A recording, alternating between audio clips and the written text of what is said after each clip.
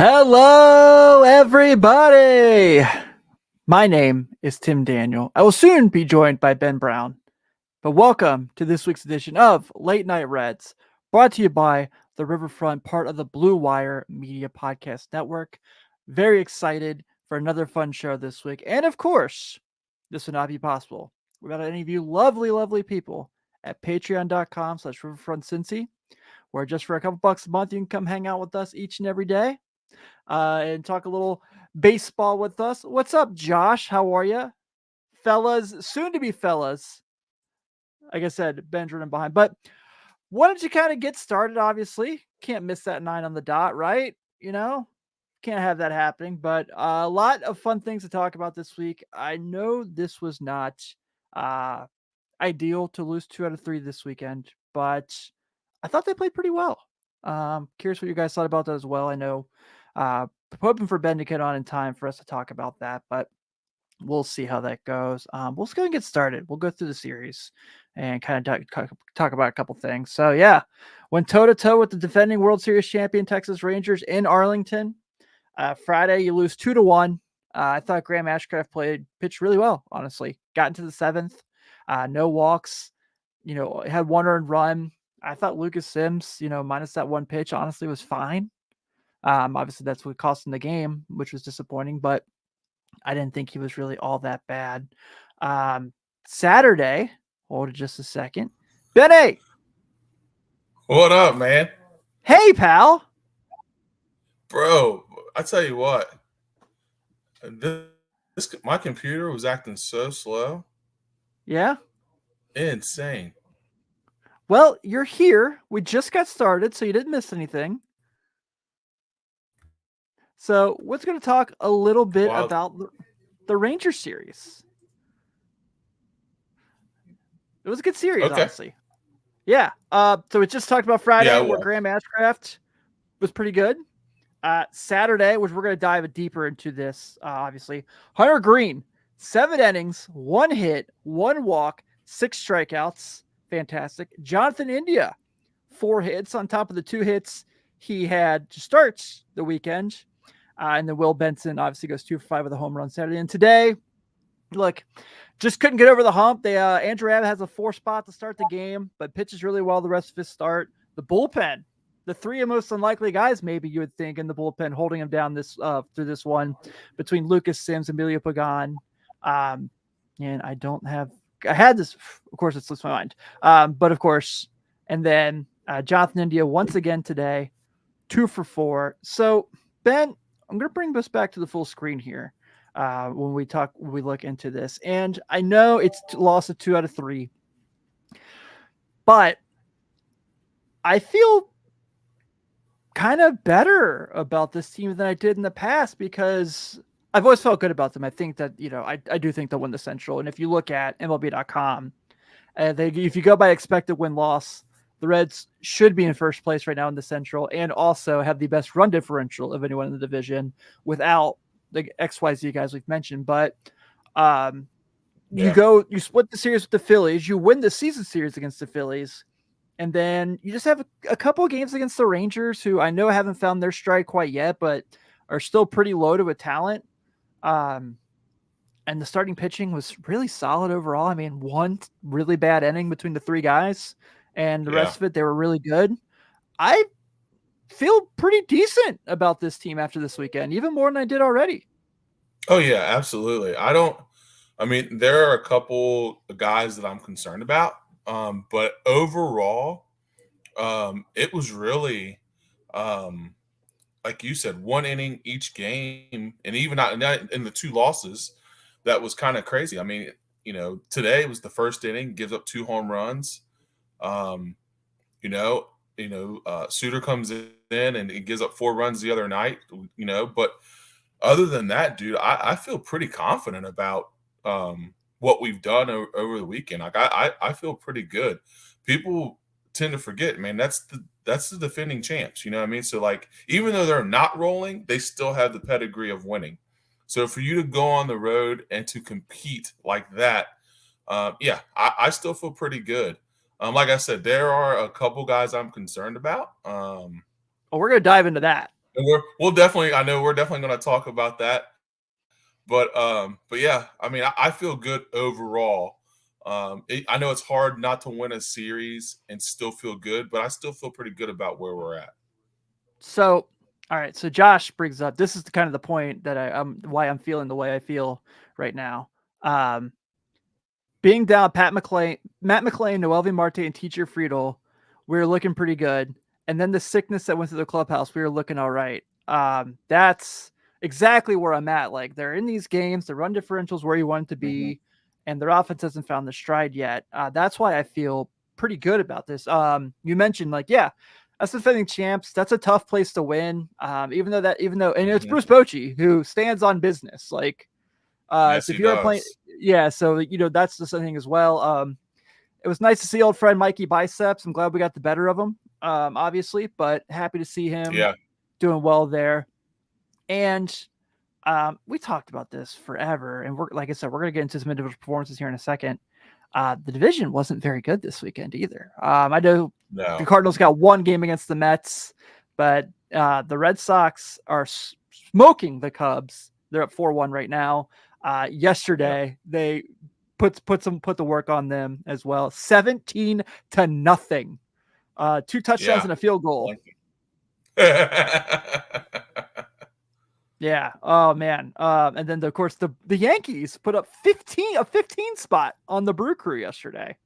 Yeah. So I feel all right, man. I do want to dive into a few other things. Oh hey, bro, Steven chat. So I see Steven pops up on the feed today. He's in Arlington. He's at the game. Did you know they serve Whataburger in the ballpark there? No way. Dude, he's got a picture. He's like ready for the Reds game. He's got a Whataburger in his hand. I'm like, what? Like, that alone could get me in your stadium. All right. Yeah. Like, yeah, that's legit. Yeah. My hot take, maybe we're going to lose some listeners tonight. Whataburger is better than In-N-Out. I stand on business. He stands on it. Steve, I will DM you real quick. I'll text you the link. Looks like we're going to have a surprise appearance by Steve Offenbaker tonight, people. You had no idea. There it is, baby. No idea my dog was coming to hang with us tonight. All right. I just texted to you. We've never done that on air. So that was pretty sweet. Oh, yeah. Dude, we got to talk about this. Bob brings up a great news. This just broke like an hour before we went live. Yep. MLB going back to the old uniform template. Like, yeah, absolutely. Sometimes internet bullying, it's never a good thing, but sometimes it's beneficial, right? Like, hey, listen, internet bullying got us WrestleMania 40. You know what I mean? What we wanted. You know what I mean? That's true. Internet bullying sometimes is not good, but sometimes, you know what? America listens. MLB listens. Scott Whataburger is better. My guy. Here he is, guys. What up, buddy? What is happening? What's up? Are you in your hotel room in Arlington right now? Yeah, I am. I fly out in the morning. I fly home in the morning. Yeah, awesome. Well, joining us on a surprise appearance, Stephen Offenbaker of Locked On Reds. If you know Reds podcast, you obviously know who this guy is. And I want to share real quick before we get into the series, because you were down there. We hung out opening day weekend, a couple nights. We caught a couple of those games together, and I made a joke to you that we laughed at literally for hours. And so when you hang out with Steve and Jeff and those guys, when you're at games, everyone comes up to them, and it's awesome. It's really cool to see them get recognition for the hard work they put in, where everyone's like, I love your show. I listen to your show every day. And you certainly respect it and you like it. So I made the joke that I was Paul Rudd in Avengers Endgame when I'm standing next to him and all these people going up to him like, you guys want a picture with me? I'm Ant-Man. And I think like 5 people got the joke, but I really enjoyed it. You're better than Ant-Man. Come on. All right. Give us a sit here before we get into the series. Whataburger in the ballpark. All right. So that's legit. I posted that picture of it, and it was perfect. A little bit more expensive than going to the good old Whataburger on the corner over here or whatever. But right there at the ballpark, giant size burger, They've got the milkshakes. They've got the Dr. Pepper and the authentic original Whataburger styrofoam cup. Yeah, you can't go wrong, man. Oof.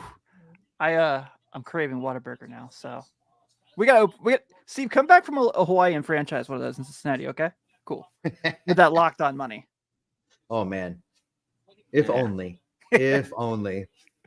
All right, dude. So I've started the show by saying I come out of this series feeling okay about the team, even though it didn't go their way 2 of those nights. Really, the starters had 1 inning that wasn't very good. It was the first inning today. The bullpen really was solid throughout the weekend, minus Brent Suter's 9th inning yesterday, but they were up 8-0, so I'm not mad at him for that, especially how good he's been.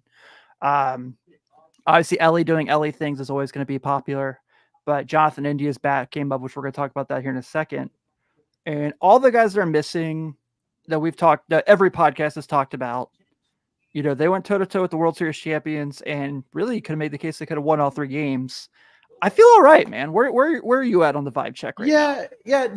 Jeff disagreed with me. I felt like when you look at the schedule between now and when the St. Louis Cardinals arrive on Memorial Day, which, by the way, I don't know if you caught that show where we were talking about the schedule, but the St. Louis Cardinals come to town on Memorial Day, and the Reds saw fit, and it's perfect. The Reds saw fit to make that senior day down at old Great American Ballpark. So you'll be there.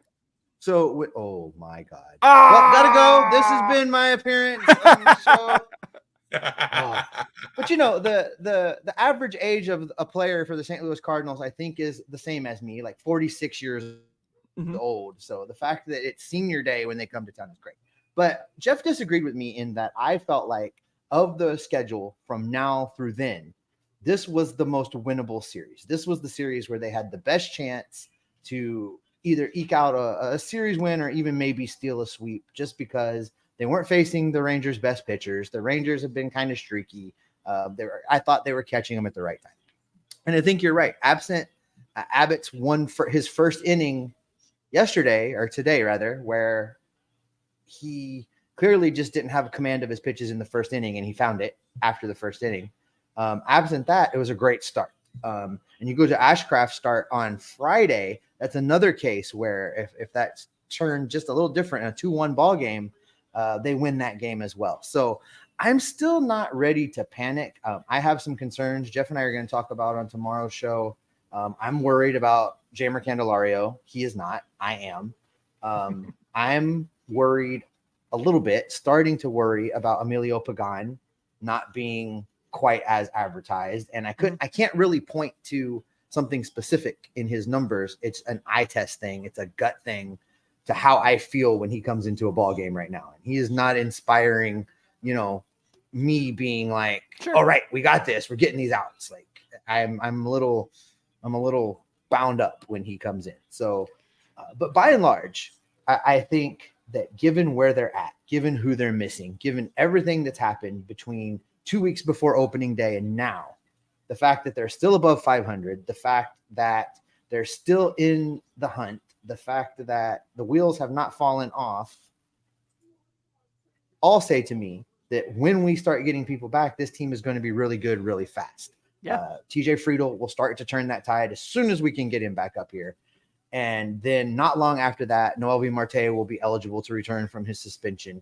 And then we're cooking with gasoline, and hopefully are in a position to bring back a bionic, surgically repaired Matt McClain end of August, beginning of September to make a playoff push. So I'm still willing to talk about this team being a playoff team, making a playoff push. It's just not exactly how we envisioned it when we talked about this leading into the season. Yeah. Good friend of the network, obviously, Seth Shaner. Check him out at Red Lake Roundtable. And this Matt McClain, yet I still like this team. Perfect. Exactly how I feel. Let's go real quick, Ben. We'll get you back in the convo here. You're good. Jonathan India this weekend. So, Steve, if I'm going to bring up segments from your show this week, I apologize. I don't mean to make you bury your lead. It's just, like we said, you were a surprise appearance, which I always appreciate when you're on.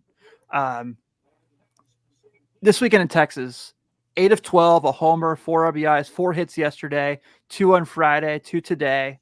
I'm not going to go ahead and say he's back and we're going to see what we expect from him, but this was a good feeling, right?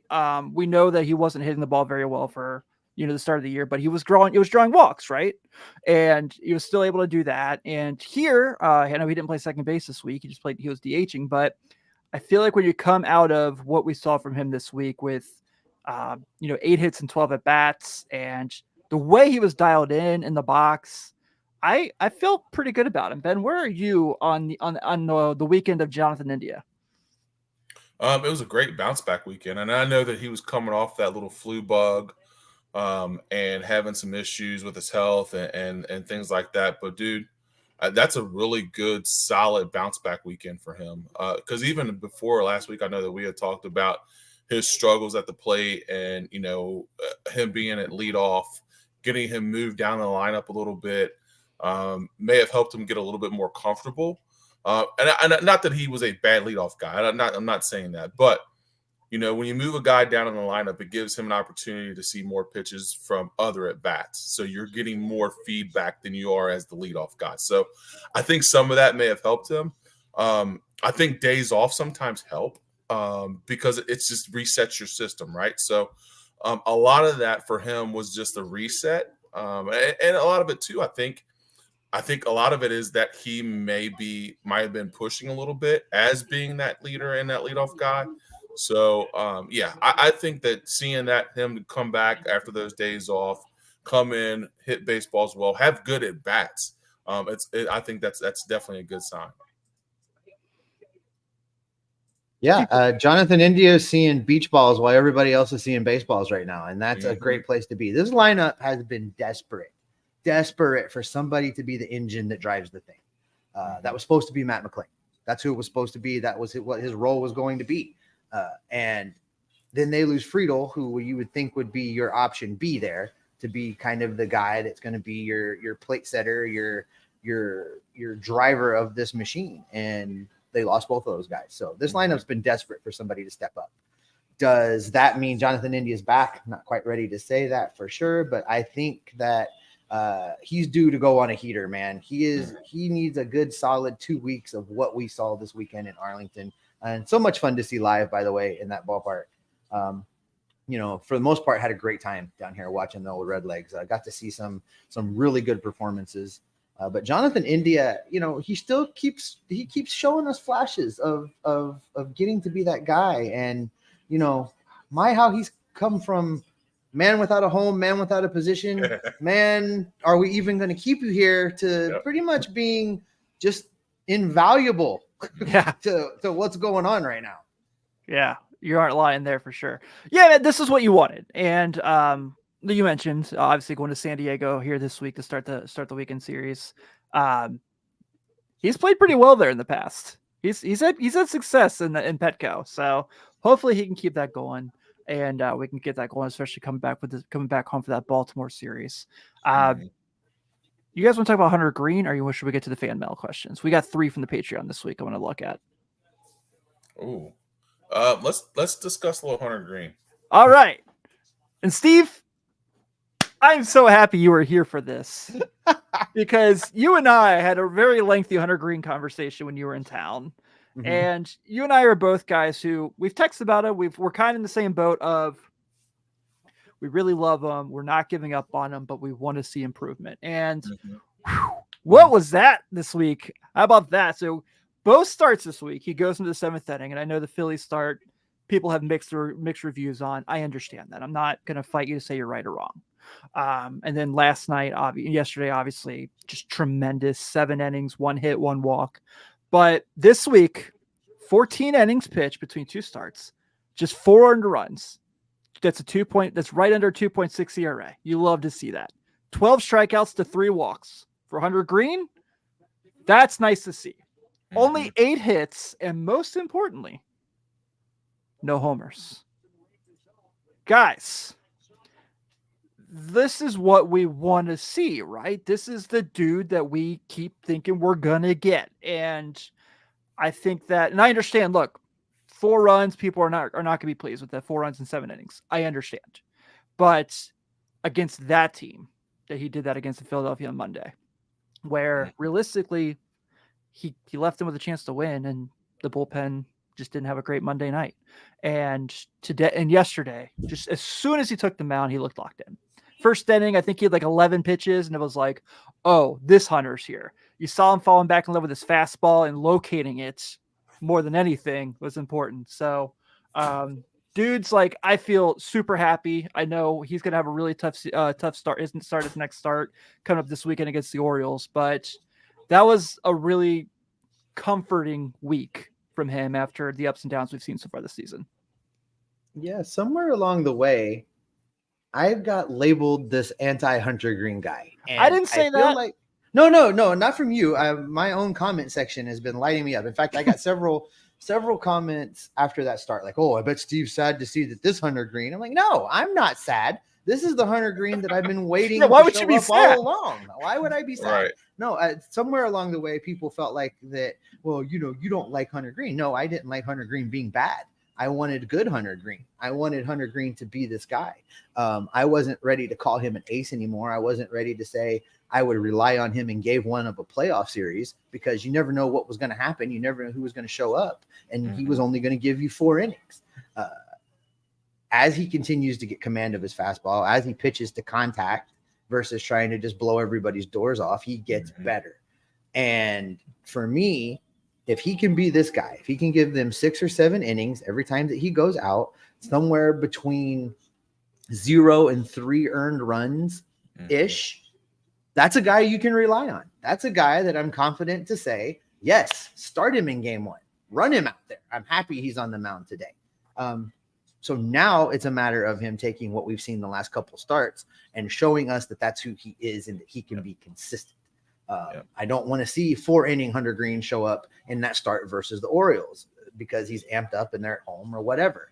I need him to be the guy that he is every time he comes out. Some of that's youth. Some of that is, I think his confidence was busted a little bit as he got smacked around. He lacked some of that swagger that really made him who he was in the beginning, right? Yeah, so, absolutely. I think he's showing us more and more the pitcher that he can be. I just need him to dial it in now and be consistent with it. And no, I am not happy that he has bad performances, and I'm not sad that when he's good. I want him to be the ace of this staff. Yeah. No, you're spot on, Steve. Like, the biggest thing for me that I notice is that it's not 10 or 11, 12 strikeouts a game. It's throwing the ball consistently, putting his fastball where he wants it. Pitching to contact has been huge for him. Not everybody's going to strike out at a fastball. You have to learn how to pitch to contact, put your fastball in spots where you want it, and your off stuff has to be good. And that's what I've kind of seen in these last couple starts. His off stuff has been a little bit better. His fastball's been better located, and he's not trying to blow the ball by everybody. He's just pitching to contact and saying, hey, guys, we got to play some defense behind that. And he does. He's got a very good defense behind him. So that's been the cool thing to see with these last couple starts is his ability to be able to locate that fastball and not be the guy saying, yeah, try to hit it. And in turn, also, I think he's starting to mature a little bit. When you brought that up, his maturity, I think he's starting to mature a little bit and understand that, you know what, I am a strong pitcher, but I have to also think about where I locate things, and I have to be able to rely on other stuff. So those have been the cool things to be able to see him do. Also, too, dude, getting to 7 innings is so clutch. I mean, that's the key to everything. If he can get you to 7 innings, like you said, 0 to 3 runs, 7 innings, minimal walks, 6 to 8 strikeouts, dude, that's where you want him to be. That's where you want him to be. So to see that from those last couple starts, to see him where he is now, I'm hoping that is who he is for the next 20 starts. Like that's the Hunter Greene that we need to see.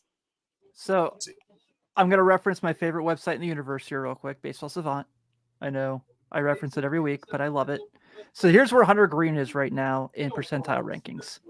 Fastball run value, 98 percentile. Expected ERA, 88 percentile. Expected opponent batting average, 93 percentile.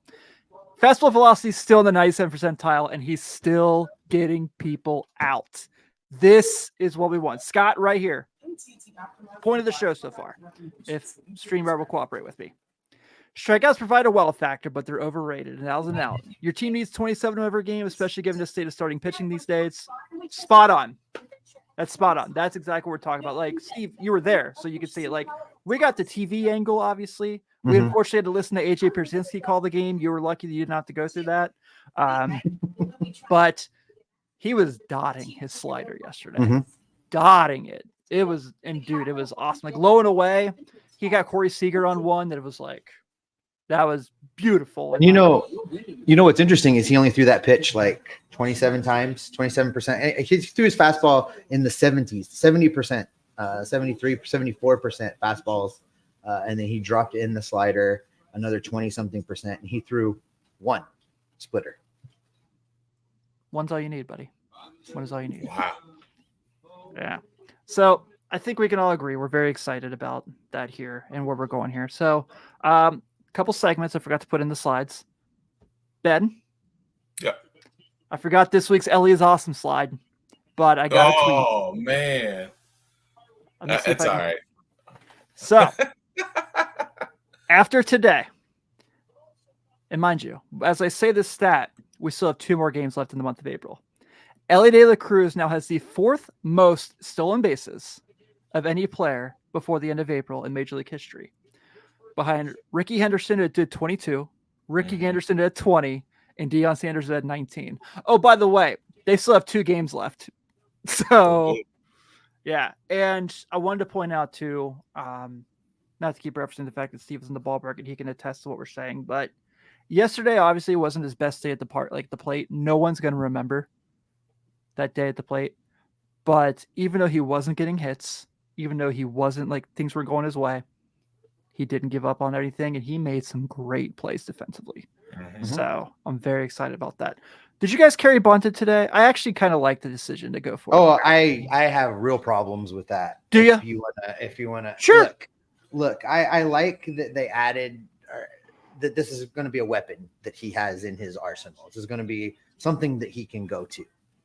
But when you're in the 8th inning and you're capable of changing the outcome of the game with one swing, you do not bunt. You do not bunt to try and get on base and pass the buck to somebody else to try and win the game for you. Ellie De La Cruz is one of the superstars of this team, and he should have been swinging for the fences in that at bat. Like, if that was the 3rd inning, I wouldn't care. But because it was so late in the game and that was going to be his last opportunity to bat, he should have been trying to win that game for the Reds. I can respect that.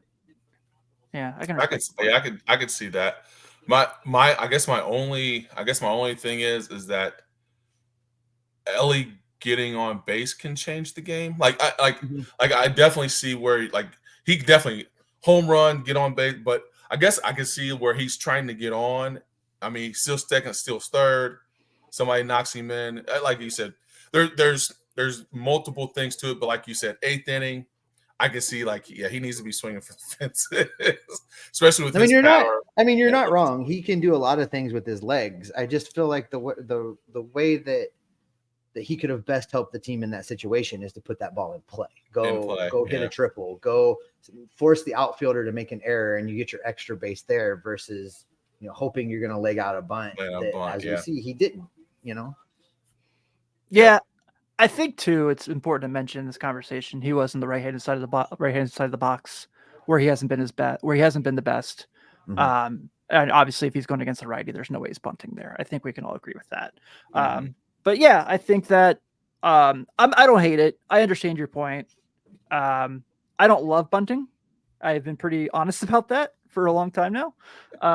Every time Santiago Espinal puts the bat down, I'm like,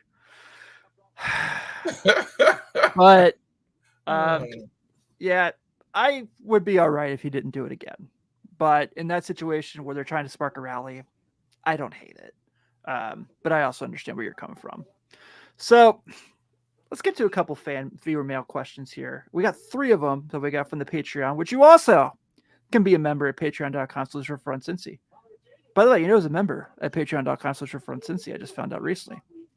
Stephen Offenbaker. Yes, sir. All right. So first one comes from Hooper Powell. Should we be happy if we were 2 games over 500 at the All-Star break? All right. So we're obviously about to go into this May stretch that we're all talking about, that we're like, holy crap, like this is going to be frightening. What do we do? Like they're playing a lot of really good teams. If you get through May with a 500 month, June and July aren't terrible. And it's baseball. You got to play the games. You got to, right, obviously. But this is what June looks like to get an idea. Road trip to Colorado, come on for the Cubs, the Guardians, you got the Pirates, you got the Cardinals, you got the Red Sox. July, you've either got the Yankees series, you got the Tigers series, which, by the way, keep an eye on that Saturday Tigers series, news to come. And then you got the Rockies and Marlins for quite a few games. I think that if they're only 2 games above 500, I'll probably be disappointed, but I'll still feel really good where they're at because the Central stinks. We've been through this a million times. And I think that what they have post All-Star break, the schedule's not terrible. May is just going to be the one thing where it's like, get through this healthy and competitive, and you've got a shot. July, 2 games over 500. That might be a little late for me to feel good about being only 2 games over 500. You know, that May schedule you're talking about, they've got all of their games against the Los Angeles Dodgers in May, all of their games against the Arizona Diamondbacks in May, all of their games against the San Diego Padres are done in May. Basically, they're just playing all of the National League West for the month of May for the most part. And there's some really brutal travel arrangements in there too. They're going to go from Cincinnati to Los Angeles in back-to-back days on a getaway day. So like there's some stuff like clearly they pissed off a schedule maker somewhere along the way because May is brutal. But if they can be at or above 500 at the end of May, even if they're a game or 2 under 500 at the end of May, that's where they should now be able to strike. Because like you're saying, the schedule gets easier and people are coming back. TJ Friedl should be back by then. By the end of June, we should have Noelvi Marte back in the lineup. So this team should be in an upswing at that point. So as long as they're above 500, I guess I'll be happy. I mean, I'm not rejoicing at 2 games over 500. As long as they don't have a losing record by then this whole, keeping hope alive for a playoff run remains. So no, I guess I answered that both ways. Sorry. Yes, I'll be happy, and no, I don't want it to only be 2 games. Yeah. Perfect. No, yeah, I was going to say I would be happy, but it would be like it's a weird happy. Like you expect more, but you understand. Like I kind of understand where Steven's coming from. Like I would definitely love for them to be more than 2 games over 500, but I don't know. That's just kind of a weird spot. The end of July is a really weird spot to be only 2 over 500. You know what I mean? So I would I be happy? Yeah, because I don't have a losing record, but I also am expecting more, I guess. So it'll be difficult. If they're only like 2 to 4 games above 500 at the trade deadline, they're still in the race. Yes. Which means make a move this time around. Mm-hmm. That's all I'm going to say. We're not going to get into should they or shouldn't they have last year. That's all I'm going to say. All right. Question 2 comes from Brandon Kamek, which I can't believe I still read his comments here after he criticized Ghostbusters for not being a good movie, but we'll let that slide. He said, what are your expectations for Friedl coming back? Close to who he was last year, or like the Stone Temple Pilots lyric, half the man he used to be?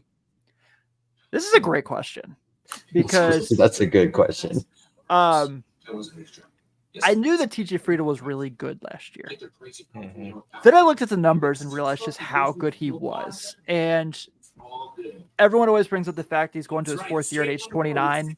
I don't think that's as abnormal as it used to be in Major League Baseball. Actually, it might change because Paul Skeens is like 14 years old and he's about to make his debut for the Pirates in the near future. But I think it's probably going to take him a couple weeks to get things going, like most people when they come back from break, right? And I'm really excited to see how he looks in the rehabs in Louisville. From what I understand, he's starting to swing this week. He just said on Jim Day's pod the other day, who was it? Tyler Stevenson prank called him from the pod. He said he took 60 swings off a tee that day. So that's a reassuring thing. I think by June, if he's back middle end of May, I think by the middle of June, we're going to start to see the old TJ Friedel. Well, the question is, who is the old TJ Friedel? Is the old TJ Friedel the guy that we got last year, or was that an outlier? Was that one of those seasons to not be replicated? Jeff and I went back and forth about this all offseason because I really felt like they needed to go get an outfielder in the offseason because I'm not sold that who TJ Friedel was last year is who TJ Friedel really is. I want to be so wrong about that. I want the guy that he was last year to be the guy that comes walking through that door when they activate him and put him on this team, because really they've painted themselves into a quarter where they don't have any other option. They need him to be that guy or they're in trouble. So, half the man he used to be, I think that's probably extreme, but I don't know. Okay. Using my own bid against me. Okay.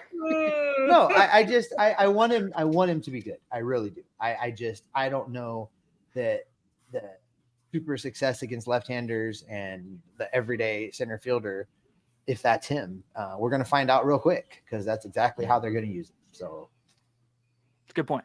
Yeah. I would just always it's always concerning to me when someone starts the season late off of an injury. That's kind of the biggest thing for me is how fast he's able to get himself up to speed. Because, you can take all the at-bats you want in Louisville. You can take all the at-bats you want in practice and batting practice and swings off the tee and all these different things. But it's funny. But, I think that the biggest thing for him is, for me to see him is how comfortable he can get himself and how normal he can be coming off the injury starting, he got hurt in spring training, he's coming out late, how fast he can get adapted back to Major League Baseball. And we've seen that before. We always discuss Tyler Stevenson and his shoulder, and how long it's really taken him, how truly long it's taken him to kind of get somewhat back to where he is. So it'll be interesting to see how he adjusts and how fast he can truly get back to himself. And Steven, you bring up a great point. Like, is the guy we saw last year the guy? I mean, that's a huge question. Here's what I do know. The defense at least gets better immediately. Absolutely. Yeah. Everything offensively, 100%. We're going to find out. Well, and it's addition by subtraction, because for the love of God, we can stop running Stuart Fairchild out there. Yeah. So that just in and of itself fixes some things offensively. I don't know if you watch his at-bats over the weekend, and I get accused of putting a lot of extra hate on Stu, and it's not extra hate. Me too. I just try and be realistic. He's a 4A player that has occasional moments. That's who he is. Yeah. And some of his at-bats, he was clearly overmatched in over the weekend. I mean, he was just, way out in front of things. His whole upper body was looking down the left field line on swings. He was out of balance. He's pressing, and Friedel can't get back here quick enough. Yeah. Mm-hmm. Truth to that. All right. And our last one we got from good friend, Kevin Lynch. Not sure if you want to tackle this one, but I was asking myself this morning how this team was 3 games over 500. With the injuries and struggles from key players, I think the record will be worse. Being an optimist, maybe this means this team could take off from May and June. We kind of answered this a little bit, and I think we are kind of in the yes department on that. So I believe this team is gonna put a run together. I really do, especially once we get everybody back. Yeah.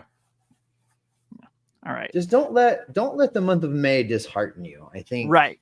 It could be series wins in May could be very few and far between. They just have to not get swept by everybody. If they can do that, then we'll be okay, I think. But May could be rough. Yeah. If they, like you say, like you've been saying on Locked On Reds, which you can check out every day on your podcast app of choice. If you finish 500 in May, you feel really good about your month of May. Oh, absolutely. Yeah. All right. So let's get to some not fun stuff here before we get to some more fun stuff to end the show. And we've all talked about it a little bit. The struggles of Jeimer Candelario, which is going to lead into the struggles of other guys getting a lot of at-bats for this team. Steve mentioned one in the last segment already. Look, 0 for his last 19. A 580 OPS, 2 homers, only 4 ribeye steaks, 34 strikeouts to 10 walks. That is where I'm the most concerned. A 263 on base percentage, 317 slugging, 0 for 4 today with 4 strikeouts. I think the one thing that we don't point out in this 0 for 4 for 4 strikeouts, because I ran out of room, it was not a competitive 0 for 4 strikeouts. It wasn't like he was working a full count and they tricked him on the last strike. In fact, Scott, on the weekend, he was 0 for 8 with 7 strikeouts on the weekend. Scott asked, is he the new Moose or Myers? I hope not, but I do kind of get a little anxiety because of this. And Ben and I talked about it a couple weeks ago when all these guys were kind of like, are you worried about CES? Are you worried about this? And look, we all love Spencer Steer. He struggled quite a bit. I was never worried about Spencer Steer. I know he's going to be fine. Yeah. But this is not only eye-opening, it's extremely concerning because, one, we're not even going to mention the fact that Nick Senzel all of a sudden learned how to play baseball, like in Washington. 2, this is crazy. Just like looks lost no matter what side of the play he's hitting from. And he's your hot corner guy right now because Noel Marte and all the injuries. Mm-hmm. But I certainly think he'll be better, but I don't know what that means at this point. So this Candelario conversation is actually my whole second segment on tomorrow's show. So I'm not going to dig real deep on it. Yeah, don't bury the lead. Tune into tomorrow's show to hear my Jeimer Candelario thoughts. But I do want to say that he's clearly struggling. And I have an issue. Take exception with David Bell running him out there in the 9th inning for that final at bat.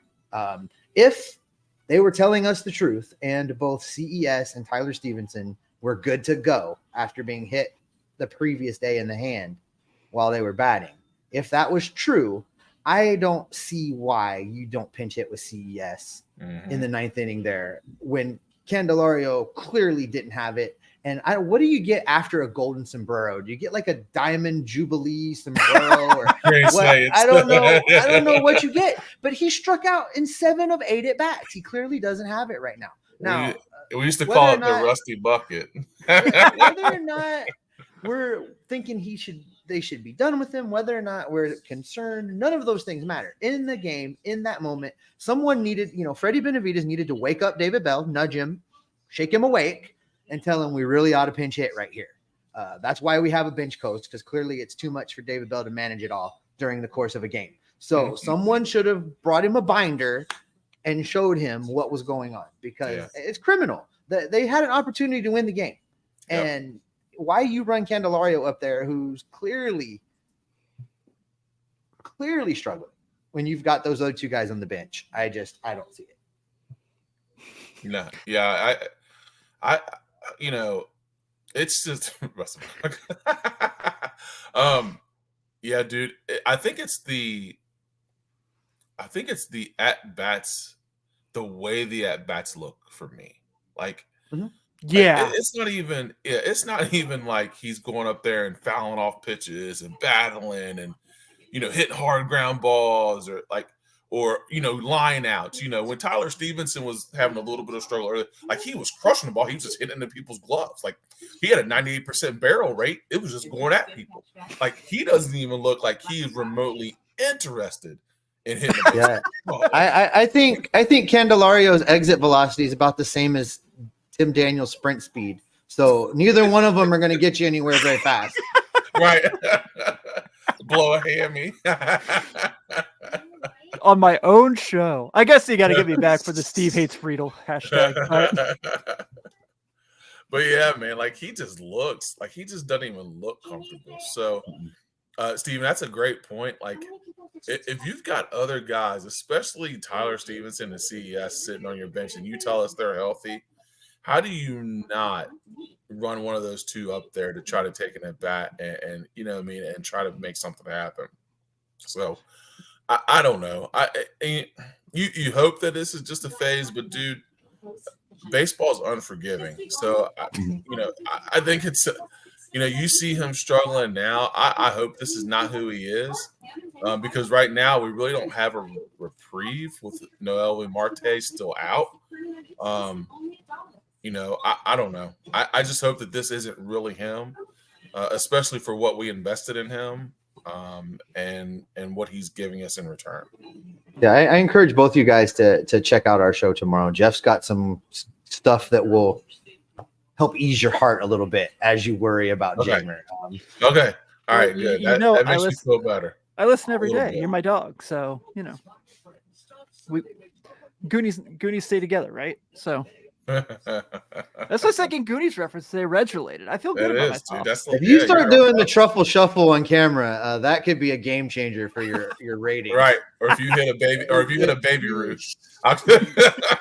You might get unsigned from your podcast network just as quick as you got signed. Be careful.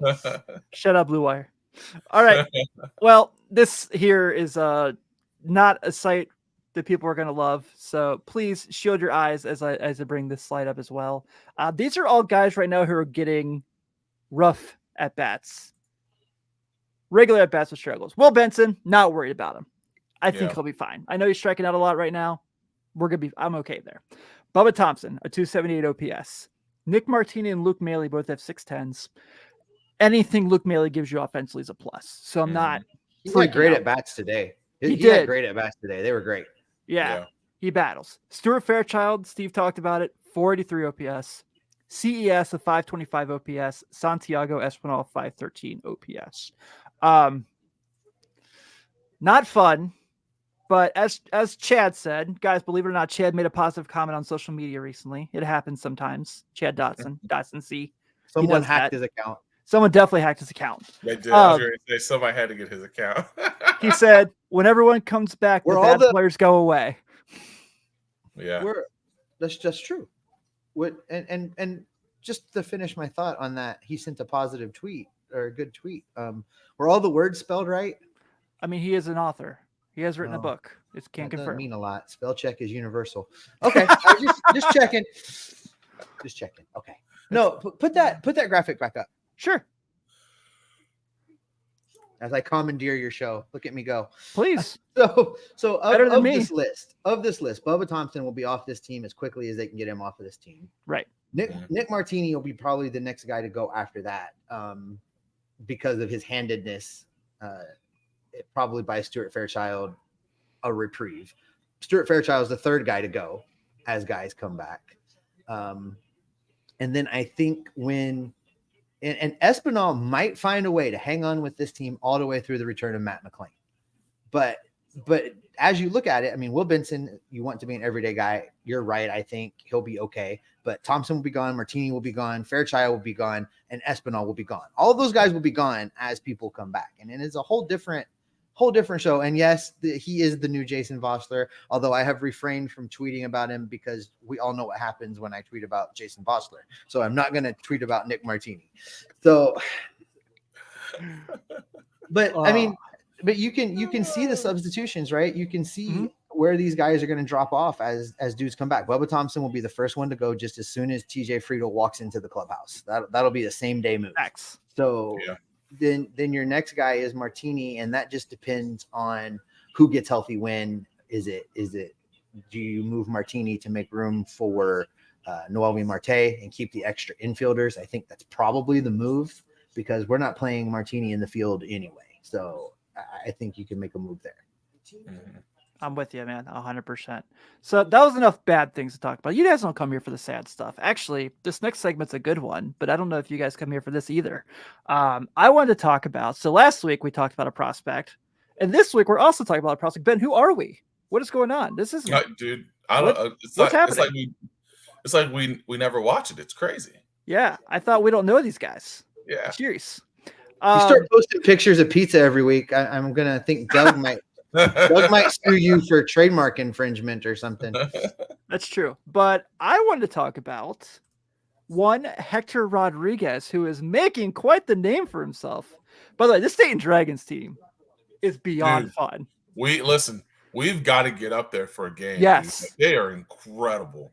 Yeah, like all these guys that are super good baseball players are on this team. But Hector Rodriguez, who got called up to the Dayton team last year after a short time with Low A Daytona. This year, 329, 379, 873 OPS, 2 homers, 15 ribeye steaks. Dominican Winter League Rookie of the Year. He's only 20 years old. They got him in the Tyler Daquin trade. And if I remember correctly, that trade was more for Luis Acuna. And this was like, you can take him if you want him. I might have that wrong. It might be reversed. But anyway, dude, so we've been talking about like just, I know all these guys we just had when they had the number 1 class or have graduated to the next level. They're all in the big league team, or we're waiting for them to come back to the big league team from injury or etc. This kid, I think going into today, I didn't see what he did today. A 9% strikeout rate. Like this is.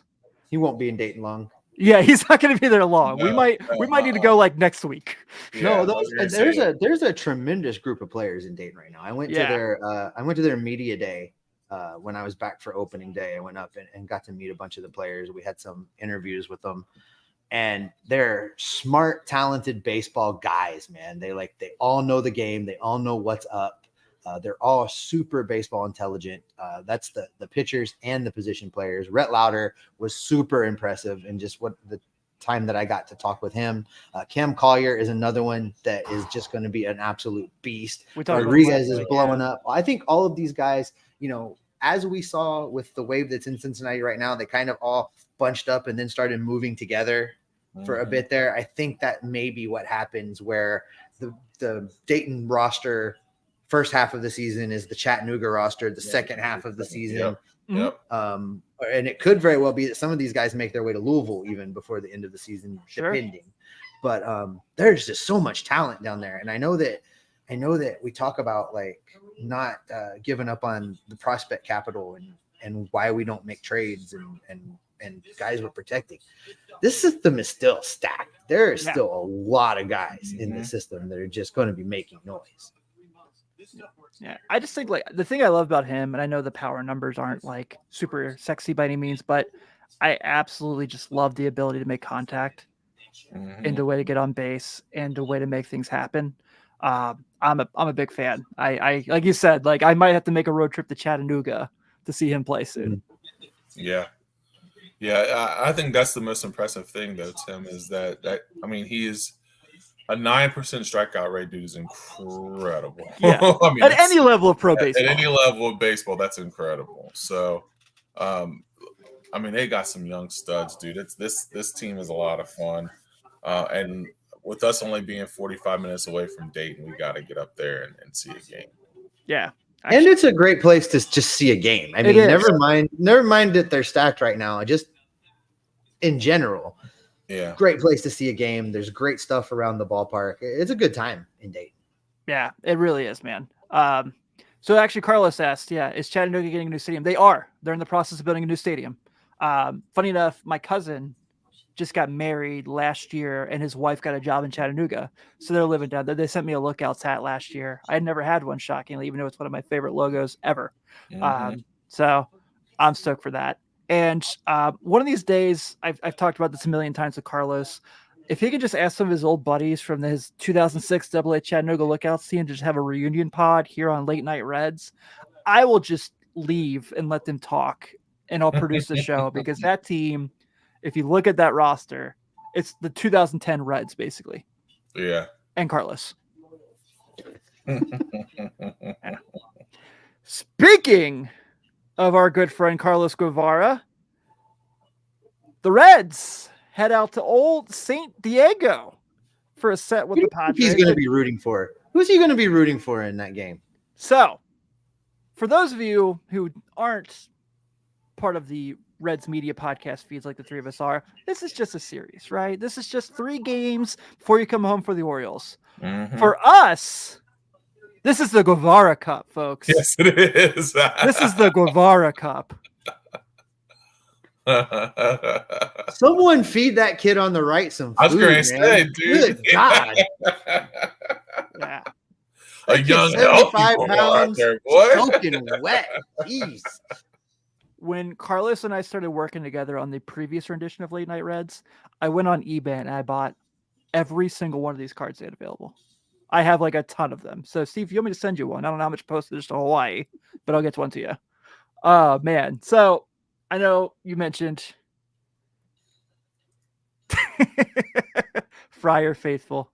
Well, I figured he would have picked the Reds because he never got a case of whiplash pitching in a Reds uniform. Oh man. Come on. You didn't have to say any names, Alfonso Soriano. Sorry, buddy. I love you. To any of us now. Nope, we're not friends. We all just got blocked. Hey, his Texans came to Cincinnati and beat our Bengals this year. All right, he got one on us. So, you know, but I know Carlos, when we were working together, he would always have he'd always be one to show some love to both teams, and obviously when his best friend was on the team, which is not there anymore. But hey, that's not a conversation we're getting into. We're not doing that. We just wish him well, and wouldn't suck if he came back to the team and took some at bats from some guys who aren't very good. But here's the week series. So Monday we got Nick Lodolo going against Matt Waldron, the knuckleballer. I looked at Matt Waldron's baseball savant page recently. And for a knuckleballer, he's not fooling a lot of people. So hopefully that keeps going this week. Tuesday we have Nick Martinez against to be announced. It looks like the guy they originally had slotted at that point in the rotation just got sent back to AAA. I can't remember. I think Rafael Suarez might have been his name. Not Ranger Suarez, who just smoked us on Monday. Different guy. And then what the hell, Tim? Monday, Tuesday, Sunday. This is what happens when you drink while you're making slides. Tell me about it, man. Them high noon start kicking in. He's making slides. So Wednesday, not Sunday, Graham Ashcraft going against Joe Musgrove. So that is the Guevara Cup Series 1 of 2024. Ooh, I got something for Carlos. Hang on. Carlos says he is the TBA. We've got to pull this down so we can get a. That's Carlos's. Oh. Well, there it is. I'm sure you've heard this on the shows, but Nate's actually moving to Dallas in the next couple weeks. I texted him to see if he was here already. I was going to meet up with him, but he's not here yet. Yeah, I think it's like a couple weeks, but I'm hoping he'll be in town this summer. He said he's going to try to. So we want to talk about this Matt Waldron thing because obviously knuckleballers being such a unique circumstance. Mm-hmm.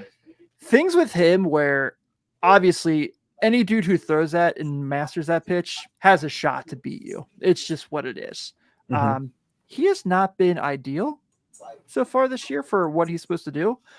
His exit velocity is really high. His contact rate is really high. So hopefully that keeps going this week. But it's also something that really scares me because I've seen when R.A. Dickey wasn't R.A. Dickey anymore and still able to throw his knuckleball and get people out. Mm-hmm. So I'm hoping that that's not the case tomorrow. But counterpoint, if Ellie De La Cruz can get on base every single time, he is going to run wild because the number of times that ball squirts away when a knuckleballer is throwing, Ellie's just going to score every time he gets on base. He'll steal second, steal third, steal home. That's what will happen. That's a good point. Oh man. And then maybe Alex Blandino is gonna be watching some film as he's trying to go on this journey. So I'm really looking forward to this series because I know this is another team who Padres on a 4-game losing streak. They haven't been the team for 2 years, so we all thought they would be as far as like the people they brought in. So obviously they still have a ton of talent. Tatis, obviously is awesome. So many guys to look forward to there, but this is going to be a fun series. I think this is a really good competitive series. And after losing 2 out of 3 to Texas, I would very much be very happy with obviously taking care of business in San Diego. Steve, this is actually closer to your regular time of like when you're like up and awake and watching baseball. Whereas for Ben and I, this is close to like, you got to go to bed for work in the morning time, which I don't love. We got a 9:40, a 9:40, and a 4:10 on getaway day on Wednesday/Sunday. Mid-afternoon Reds is my favorite kind of Reds, man. I did joke that anytime like the Reds have one of these late West Coast games, it's just free publicity for us because everyone's like, how about the late night Reds tonight? And we're like, when people go and search it, they find us, baby. They find us. But one more time, like I said, this is not just a normal series, people. Make sure you're tuning in for the Guevara Cup and keeping tabs. And also, Carlos really loves when you interact with him on Twitter. So if you are watching, that's not for the faint of heart, though. That should come with a disclaimer. Like, if you're gonna go at Carlos Guevara on Twitter, buckle up. Yeah, you're not ready for that smoke. You are not lying. You are not ready for that smoke. Yeah, you better be ready. Oh man, it's almost like I don't get on Twitter much anymore. But what I do, I know I'm going to be entertained by that. So that's my joy every single time. All right, dudes. Well, hey, we just are a little over an hour today, so we didn't go too far over this week. Steve, obviously, everyone who knows who you are in this case. I am Ant-Man. So, but if we can just, for those, if there's some random Reds fan who doesn't know, how can they find Locked On Reds? Oh, we're the Locked On Reds podcast. We're on every single audio feed pretty much that's out there. And if we're not on one you want us to be on, just hit me up on Twitter at @SOffenbaker. We'll make it happen. You can also get us on YouTube. If you're watching this, easy to find. Just search Locked On Reds when this is over and hit that subscribe button and the notification bell so that you get us every time we go live or drop something extra. Aloha Fridays. Something I always look forward to. I'm sitting on my desk on Friday. I love it. So yeah, those are my favorite. Those come back in the off season. We got random lives throughout the season, but the scheduled Aloha Fridays are all off season long every Friday. Perfect. All right, dudes. Well, we're gonna go wrap this up, but obviously I got to do my typicals here. Of course, check out everyone here on the Riverfront Reds feed, myself and Ben here on Sunday nights / Mondays. If you don't catch it live, to check out the podcast feed. On Wednesdays, you've got Seth Shaner with Red Lake Roundtable, getting a bunch of really fun guests on there each and every week. A big one coming soon. News to follow. And then, of course, on Thursday / Friday, recorded on Thursdays, go lives on Fridays. You can check out the Riverfront Red Show with Chad and Nate Dotson and their crew. They had me on last week where we did a draft of our all-time favorite Reds, and I think if my team played in that league, I'd win 3 World Series in a row. I smoked them. Very bad. Of course, check out Welcome to the Jungle with Joe and Parker, wrapping up the Bengals draft. So excited to see their overall review of what they did in there as well. And then Riverfront U, we get all of our college sports feed as well. So on behalf of Ben, on behalf of Steve, and everyone here at the Riverfront, this is Tim Daniel. Thanks for hanging out. Take it easy, everyone.